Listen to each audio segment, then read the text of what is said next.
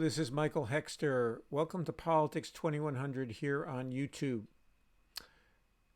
So, this episode I'm calling Democratic Leaders Fight Fascism with Soft Pillows and Collapsing in on Themselves. So, as you might guess from this title, that this is kind of a satirical, um, somewhat impressionistic gloss on current events. What I'm trying to do, though, is crystallize images that I have in my mind of how Democrats are responding to the onslaught of Republicans undermining the U.S. democracy, undermining rule of law in the United States, and preparing the way for a complete fascist takeover in 2024. So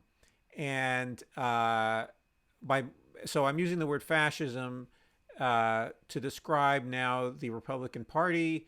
And while they haven't changed much in the last few months, I mean, you can call them neo-fascists. But anyway, they are driving toward a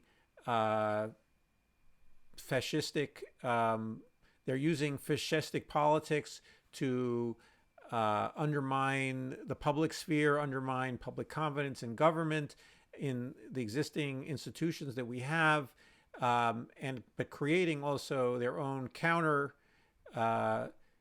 institutions based on parts of the existing hierarchies of power, where biased to where they have control and geographically, but also within institutions that they have more control over, in order to undermine the basic, for instance, voting rights that Americans have enjoyed now inconsistently, but still since the civil rights movement, certainly with greater justice than they had ever had in the prior century and a half.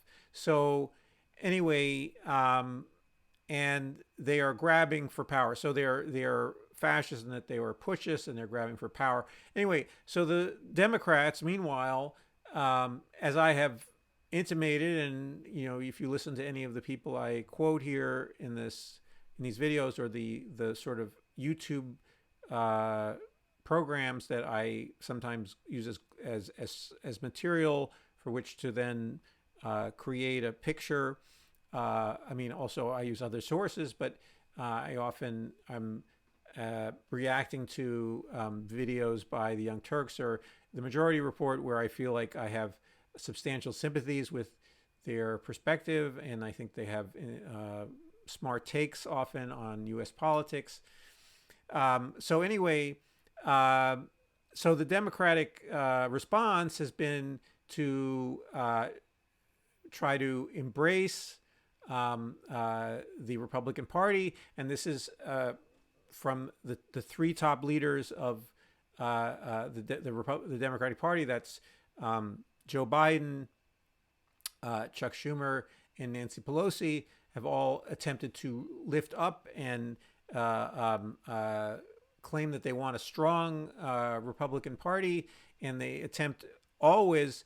Meanwhile, while this party is trying to essentially shiv them, not necessarily in the back, shiv them in the front, so to kill Democrats in the front, first verbally, but then often intimating that they are mobilizing their stochastic terroristic base, the NRA and further right gun fanatic and militia groups that have been deployed already on January the 6th of last year. And so these, they already have not only a verbal shiv, a verbal weapon to attempt to damage the Democrats, and they not only attempt to, but they hack away already verbally, but then also they have people who are willing to engage in violence for them, and which they condone. And then also there are suggestions that there are elements of the U.S. military and so forth and so on that are sympathetic to this putsch. So so it's not immaterial. It's not just simply rhetoric, and which is not also immaterial. Rhetoric is prelude to can be prelude to violence, and so anyway, even if it's not legally quote unquote direct incitement, and it can be prosecuted as such. So anyway, but the Democrats have stepped back from almost all the tools they have available, most of them legal, okay, and legal also means that you can enforce the law, and so it means using police or means to arrest people if they do not comply with subpoenas, for instance, so forth and so on. And they have failed to use almost all the tools of power they have available to them to defend both themselves, but also defend the institutions of U.S. democracy more generally. And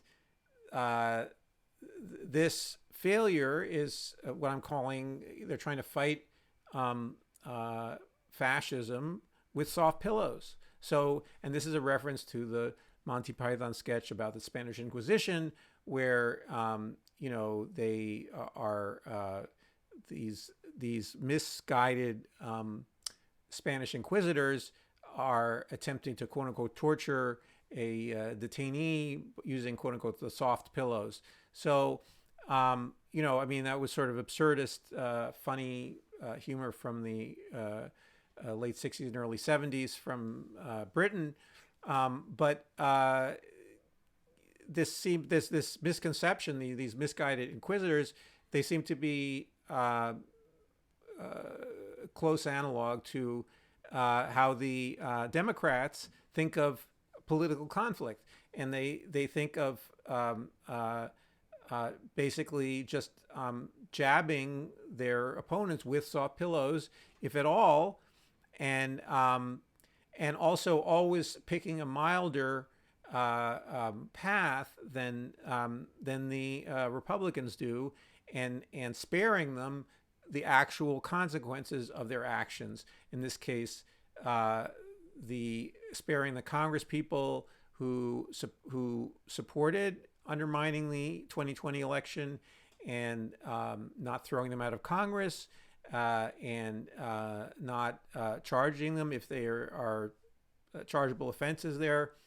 And this is all written in the Constitution. They have violated the Constitution by undermining the election, and so after all the proof was put forward that it was not a fraudulent election, and it's the insistence that it's fraudulent, which is ongoing, and it's now become a letter of a loyalty oath in the Republican Party, that is simply an excuse to undermine the U.S. government. So saying that the election was stolen or was fraudulent is just this cover for actually undermining and instituting a fraudulent system of voting, or a undemocratic system of voting, if they change the laws and they make them all sort of really just basically the voting part is no longer determinative of who wins an election, but the powers that be essentially jury rig the election to fit to whatever they want in terms of to whoever they essentially elect, who gets elected, rather than the people. In other words, it's undermining popular sovereignty in favor of oligarchy of some kind, or real oligarchy. And so anyway, and they are not only trying to fight with these soft pillows, they're also just collapsing in on themselves in this visual metaphor that I imagine. And some of this has to do with, and another word that I was thinking of, infirmity of purpose. So really, they don't believe in their own uh, cause, and they just collapse.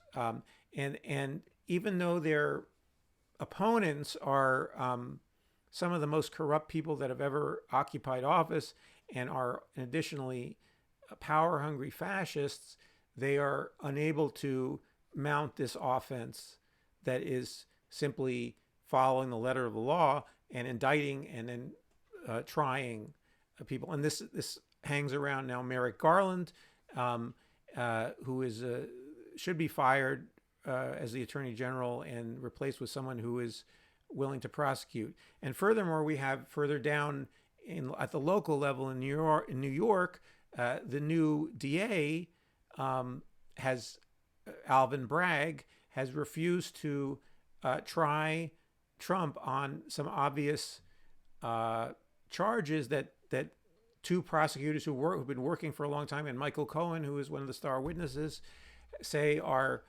slam dunk, convictions for the DA. That the DA is getting cold feet about this, and not only getting cold feet, simply had decided he's not going to prosecute. And so this is a collapse, a moral, political collapse of, and furthermore, and just sort of let me just list off here this kind of making this impressionistic picture complete. So we have Joe Biden, who is the most powerful man in the country, who doesn't act it, and just recently endorsed a congressman, his only endorsement in a primary race, one of the Congress people who undermined his own stated agenda, and Kurt Schrader, and he voted against Biden, and from the right, from the quote unquote moderate, really Republican perspective of Democrats, that including drug pricing reform and so forth and so on, and Biden just endorsed him, and he didn't endorse anybody else in any other race. So he's really embracing someone who shivved him in the back, or within the party, and he's acting as though this is, the right thing to do, and it isn't the right thing to do. It's not the right. It shows a total lack of commitment to what he said on the campaign trail, and so. There are people who say, well, he's a politician and he doesn't really mean what he says anyway. So he's simply just, blown back and forth in the wind. But he does actually have some sort of principles that he follows in terms of foreign policy. And he's not totally he's not totally malleable, and totally just putting his finger up in the wind. So the indication is really that he didn't really agree with his own agenda, and so that was kind of a ruse to get elected, and that also should show the Democratic base and also other Democrats, including Bernie Sanders, that this kind of lying to the electorate and lying to the party should be punished, and he shouldn't be renominated. And so it's now there needs to be an uproar about it. It can't just be simply some kind of committee that says, some decision by the DNC, which is not going to happen. The DNC saying, you lied to us about what you thought. And, that's not even in the cards coming from the DNC. It would need to come from the base. It would need to come from progressives. And that's why in the episode before this, and a few other episodes, or at least one more other episode, I've been talking about, let's see a 2024 challenger to Joe Biden. Now, this is all still a little bit a ways away, though. If you're interested in running for president in 2024, you should be definitely assembling your committee or your you're doing the rounds and assessments about what you would need to do that. But the basically, right now, the Democrats in their current constellation in the next few months need to decide that they're not going to use soft pillows anymore and decide that they're not going to collapse in on themselves anymore. Now, again, I'm not talking about I don't know if this is a coordinated effort or not, whether there were calls made to Alvin Bragg down in the Manhattan DA's office that he shouldn't really prosecute Trump and so forth and so on. This would cause problems, blah, blah, blah. Who knows? Maybe investigative reporters will find something. I really don't know. It's either a culture of collapse, a culture of corruption, which is one thing. And also, and by the way, their beneficiaries to this are this consultant class. There are people who enrich themselves from the show of being a political party without having any substance. And they're able to do this because the Republicans are so horrid, they're so vile, that anything that's remotely humane or has some scent of humanity to it and is somewhat concerned somehow then becomes a viable, and that is democratic within the Democratic Party, and then is okayed by the donor class. That vehicle, in this case Joe Biden, then becomes a cash cow for the consultant class and for the propping up what I've called the good cop bad cop game, and I think that still stands as the fundamental explanation for the fecklessness of the Democrats, and that their non-belief in them in what they say is that it's part of this relative game with the Republicans of essentially just conning the American people or the electorate to think that they are somewhat better, and then when they get into power, doing only the bare minimum to sort of maintain the game. And in this case, I think they're sorely they are calculating entirely wrong, and that their confidence in the game, that they don't